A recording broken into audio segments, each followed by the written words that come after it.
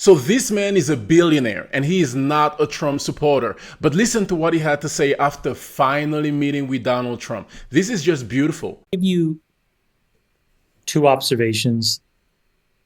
The first is that I think that there is a huge gap between how the media tries to portray Donald Trump and what he's like when you meet him in person.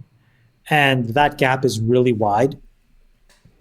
And so I would say specifically to Democrats and independents, you really do need to sit in the room and feel what it's like. David is right. He is charismatic. He's intellectually sharp and he's funny. And when you put that together, he can engage an audience for a long time and be totally extemporaneous. The other thing I would say that he is very polite and he's kind in a way that was disarming and was not what I expected. And so I felt that I had misjudged him many years in the past. Wow. And so I was very glad that I had an opportunity to sit beside him and to actually interact with him one-on-one. It was really, really engaging. And so that's more about the style.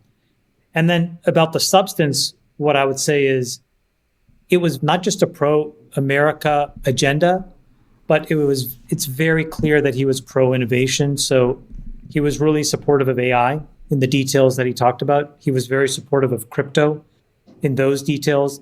And he's very much low regulation, low taxation. And so when you put that together, it does stand very much in contrast with what the alternative is. And so I think that both of those things are a reason why, even if you aren't willing to vote for him, I would encourage everybody to experience what it's like to hear him.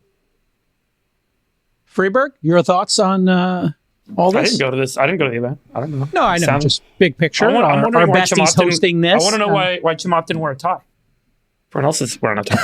You didn't want the tie? Chamath doesn't need a tie. He's a baller. All right. Do you want to say what Trump said to you when he met Natalie? So it's us talking, and he says, "You guys are a really beautiful couple." Uh-oh.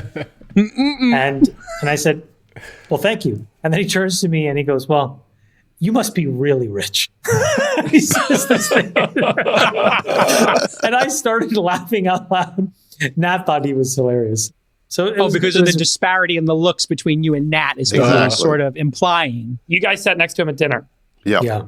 And was that like an hour just private conversation between the three of you? This is the other thing that he does. He actually sits there and he says, folks, I'm happy to continue to talk about whatever you want me to. You feel free to ask me questions, or feel free to just go around the room and just tell me what you think.